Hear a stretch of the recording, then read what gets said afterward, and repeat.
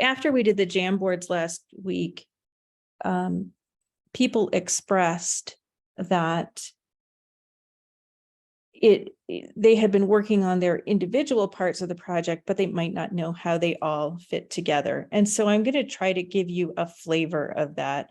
And I'm also not going to repeat the proposal because I'm assuming that anybody who felt like they could get the picture by reading the proposal would already have done so. So the overview is there's a whole bunch of different people in this project, and I'll touch on them. I hope I don't forget anybody. I'll touch on them briefly. But the big picture is in the first 2 years, we're not really all working together. We're trying to get good at our individual pieces. We're talking to each other so we can learn what other people are doing and be ready to collaborate. But we're really doing a lot of testing, and then toward the end, we'll start bringing them together. And then in the second 2 years, we will have been studying and messing with these people, but we're going to really try to make them work in a field setting or see what happens in a field setting. And then we'll see what we missed, because there certainly will be some things. And then the figure over on the left shows the project sort of as I think of it. This does not perfectly align with tasks. So I'm going to go through each of those pieces in turn. And again, please feel free to interrupt me and say, you haven't explained this well. So I'm going to start with the idea of a system. And sort of crudely, a system is a technology, but the technology is used by people. And if people use technologies differently or they don't use them, and in what we're talking about, which is indoor air quality, all of that stuff occurs in a home, which also has features of its own. The whole system has to function for effectiveness, where effectiveness we're defining as reducing people's exposure to air pollutants. And so it doesn't matter if the technology works if the people don't work with it, and it doesn't matter if the people know how to use the technology if it doesn't work in that home. You could add more pieces to the system. We can certainly get more complicated. And in particular, I've brought up this notion called systemic intervention, which I've defined as a comprehensive technological package that matches home dwellers' likely behavior to achieve an effective outcome. So it's not just my tech is great, it works with people. So that's number one. And two, it can be delivered through known or modifiable provisioning systems. And I'll define that in a minute. So it also is not great if you have something that works with people and homes, but there's no way that it can possibly be implemented, because there's a lot of homes that many of the homes that will be in existence in, say, 20 years are already built.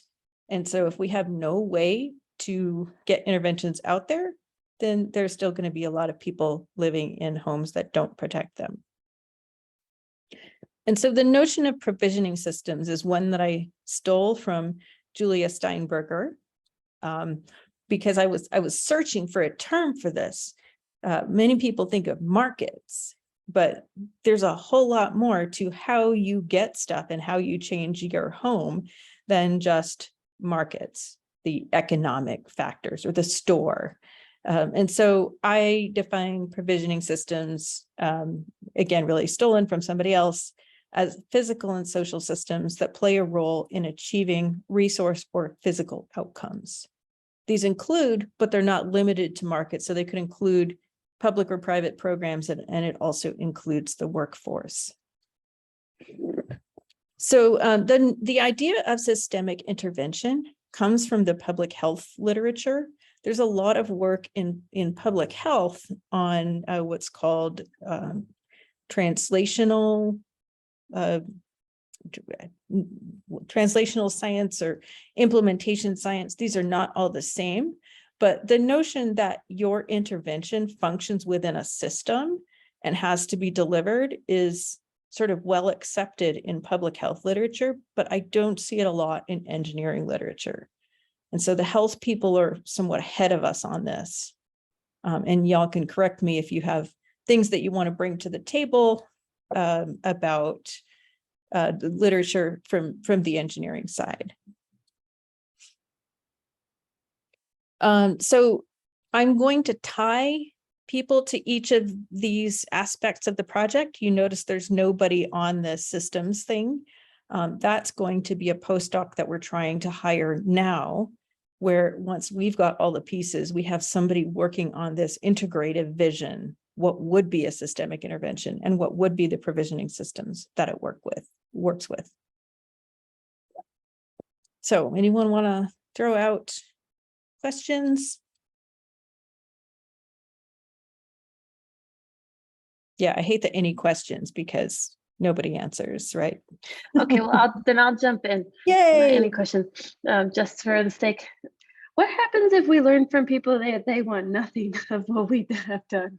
Mm-hmm. There's no overlap in the Venn diagrams of things that engineers have thought would improve homes and things that people want in their homes. And I'm not just trying to do that to be adversarial. I think I am curious, like if this is really low salience to people, maybe when we ask them about their homes, nothing comes up that suggests they want any, not that they don't like it, but that there's no, I'm trying to think of the right word, Marilee. It's like there's no hook to like scaffold over to, like we have an intervention and it needs to adapt to what people want. We have people that we want to appreciate the value of an intervention, and it would be nice if there's like already some scaffolding to bridge those two, and if there's not, what are we thinking about doing? Yeah, so I think your question is, it's all great to consider all these pieces, but what if the answer is actually there's no system that actually delivers this stuff? I think it's a reasonable question, and one that we could talk about for quite a while. Because I think some of the findings are that long-term health outcomes are not really well valued, right? People respond more quickly to things that are acute, for example. And so, so they might never choose this. I think that is part of the system too. It may be that nobody will ever go out to a Home Depot to purchase an item because they don't have that drive. But I think this is a big overarching question, is that public health researchers acknowledge that certain things will improve public health. And then when people choose what they want, they don't choose those things. And so in the context of that system, how do you achieve better public health? So I think that's a big discussion. Like there's the sort of public health vision, and then there's the let people be how they are vision. And I don't know what the role of different kinds of interventions is, right? Sometimes it might be like, okay, people are never going to choose this, so you have to build it into homes, or it can be offered for a low cost at the time of doing something else. I don't know, Ellison. I think it's a really good question.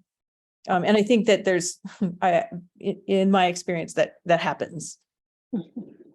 You're not wrong to ask that question. Right, Ellison, and I actually think there's a parallel probably in radon from the standpoint of, you can actively mitigate radon.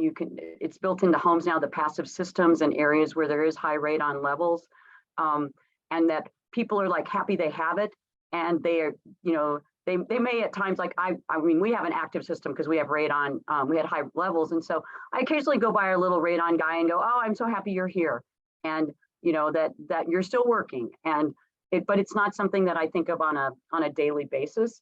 But I think there are ways that if we get a system that works, and that is, it works with the likely behaviors of the home dwellers, then it presents a way, okay, how do we sell this product, or how do we sell this idea essentially? But if in the systemic intervention, it is something that's easy to adopt, it's low cost, both from a matter of time and energy and things like that, I think we're more likely to have it be something that could be adopted. And we may be looking long-term at some policy changes, some recommendations for how buildings are built, things like that. So I think we may be able to draw some from, these long-term effects that people have adopted, because radon systems have been something that in different ways have been adopted. Yeah, I think that we're gaining knowledge on what works. And so maybe to sum up, Allison, likely behavior could include people are not likely to do anything, right? That's a possibility. Yeah, right. Okay, I'm going to go Yeah. on from here and then step through the different aspects of the project. So what I call suitability, which is just a one-word label that I picked, is really a huge area. And by suitability, I mean, is the technology suitable for the user, for their life, for the way they work? And so this is what Erica, Marilee, and Paige are working on. It'll be surveys and then observations. Those surveys are currently planned to be delivered through agencies that conduct weatherization programs.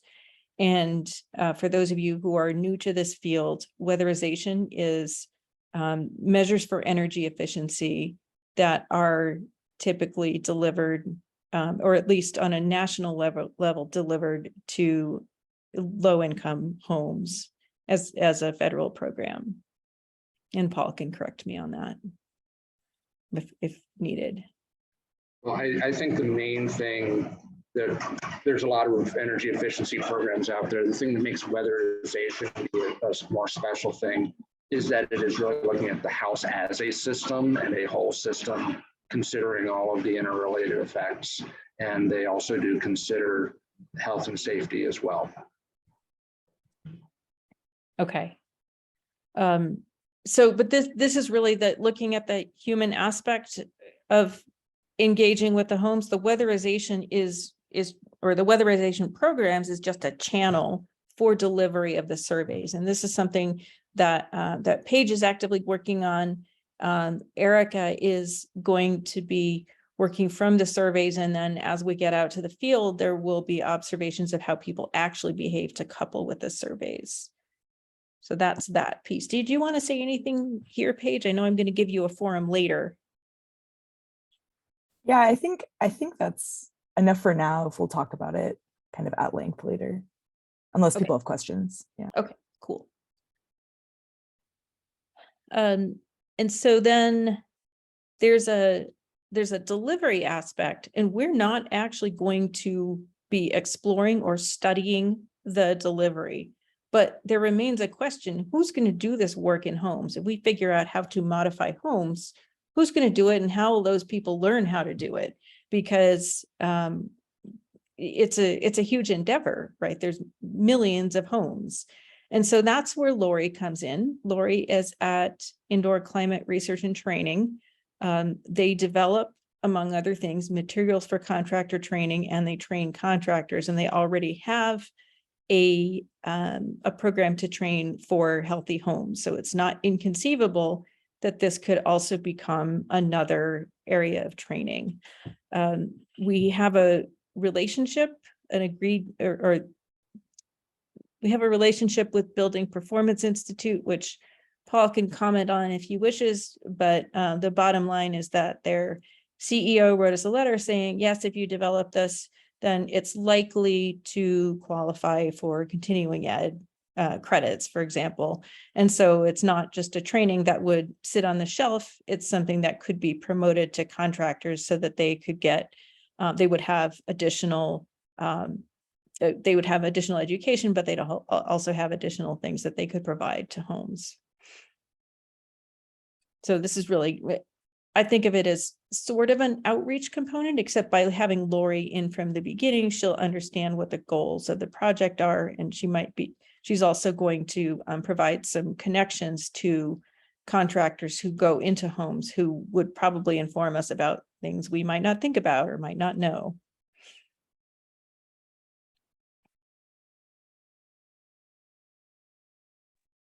Tammy, can you say a little bit about the time piece of that?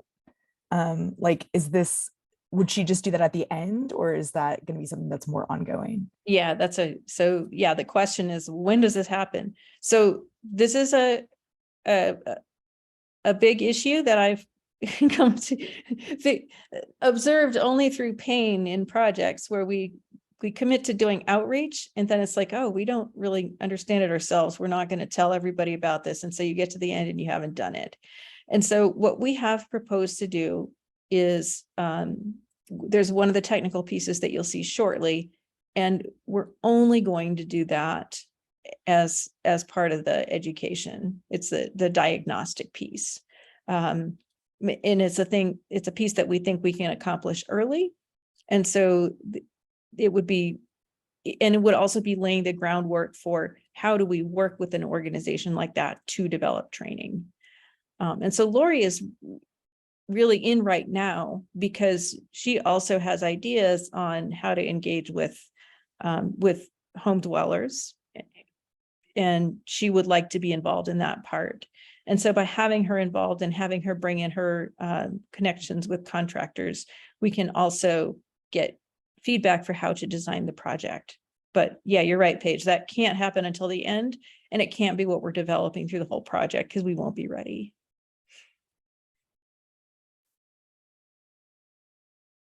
Anything else?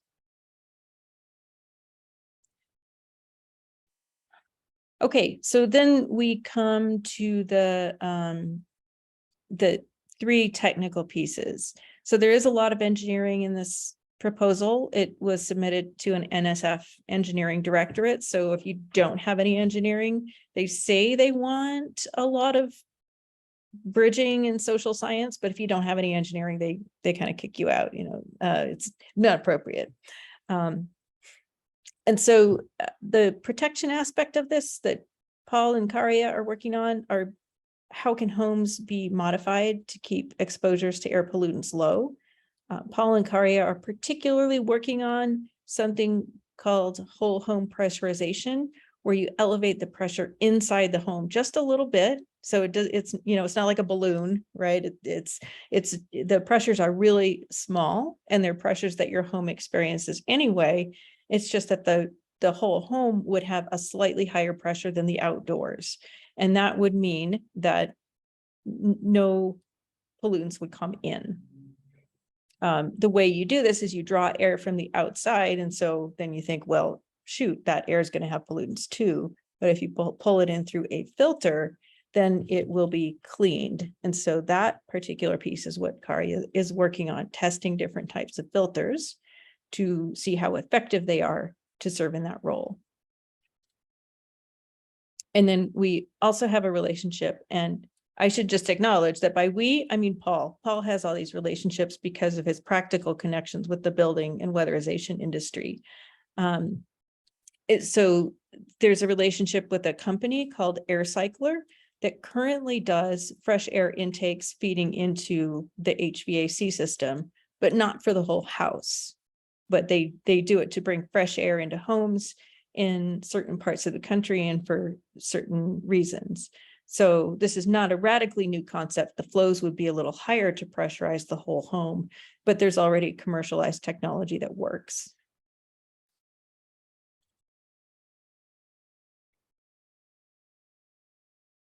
Comments on that? Questions?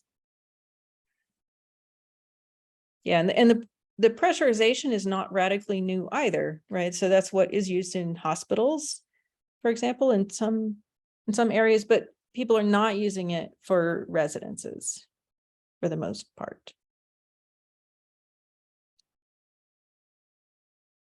Okay, and then there's this element called anticipation. So Christian Lorange has observed by looking at purple air data, and I'll talk about purple air in a little bit, that you can see outdoor air increasing in concentration before indoor air increases in concentration. So let's say you have a wildfire or a traffic event, you look outside and you can see the concentration rising. And then maybe an hour later, you see the concentration indoors rising. And that makes sense because the source is generated outdoors, and it takes a while for that air to get pulled into the home with its higher concentration. And so his thought is, well, by looking at these rising edges, could we prepare the home so that it doesn't get, so we would start the intervention early before you see that stuff in the home, instead of waiting for the home to get dirty and going, oh no, how can we clean it?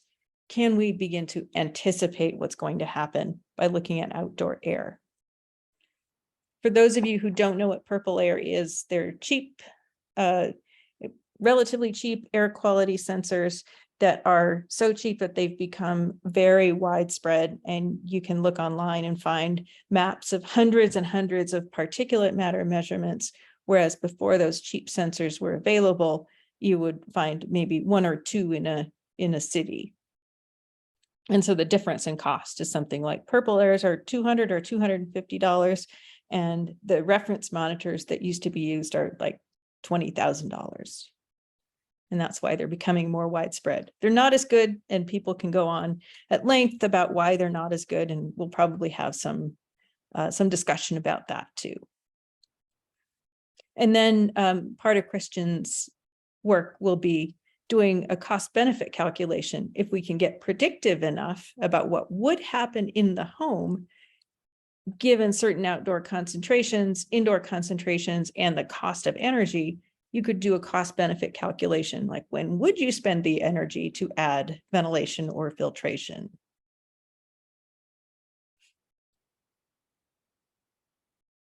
So that's what Christian is doing, and I've wrapped that all into anticipation.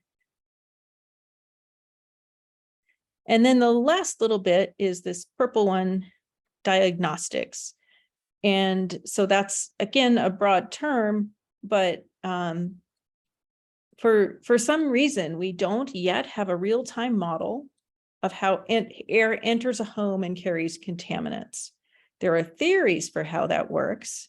There are equations, but they really haven't been proven on a real-time basis. And by real time, like maybe every 15 minutes, the kind of time resolution you would need to control an HVAC system. So that the indoor-outdoor flow is not yet predictable on a short-term basis. And yet that's what determines whether concentrations of outdoor pollutants are coming into your home. And so this is what Dom is working on. And the new thing that's being added here is those flows are really driven by pressures. And pressure sensors can be fairly cheap. And so why don't we combine the theory with what is observed in pressure differences across the wall of your home to be able to predict how much air might be coming in and carrying contaminants, or how much might be going out and taking contaminants away. And then we're ultimately going to confirm this with a standard method of tracer gas testing of air exchange. Right now, we're working on the pressures. But the goal is to have like a corrected model of a home that could be embedded in a cost benefit calculation. So you could figure out when it's a good idea to start running an intervention. So I believe that is the last piece, but I just wanted you to know the different pieces of the project and how they might fit together, and happy to take questions on that. Or if anyone thinks I didn't represent their bit fairly and wants to comment, also, you can say.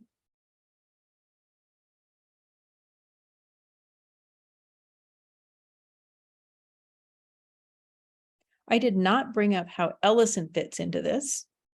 And that's, Ellison is providing and connecting with the City of Fort Collins Epic Homes project.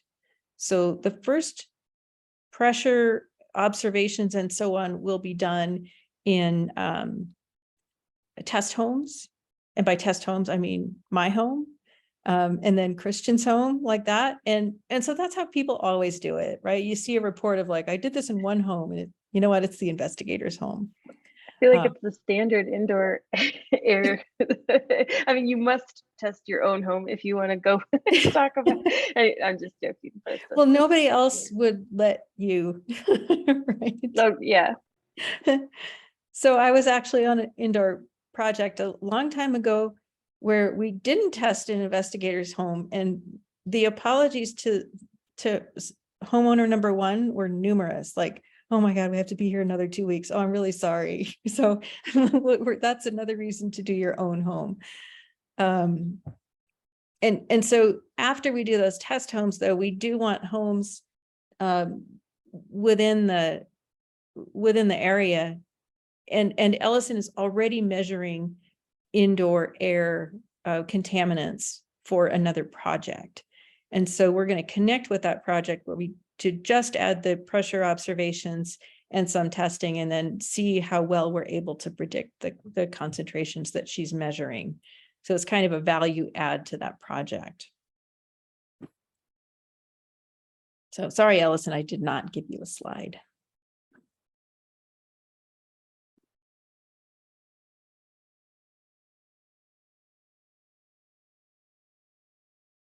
So in the coming weeks, I'm going to ask people to present on their little bits so people can understand some of the details of what people are working on. And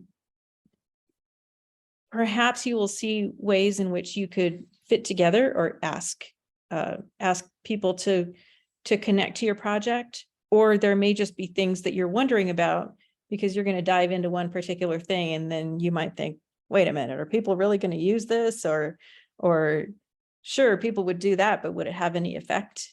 And so then that's something you can bring to the other team members.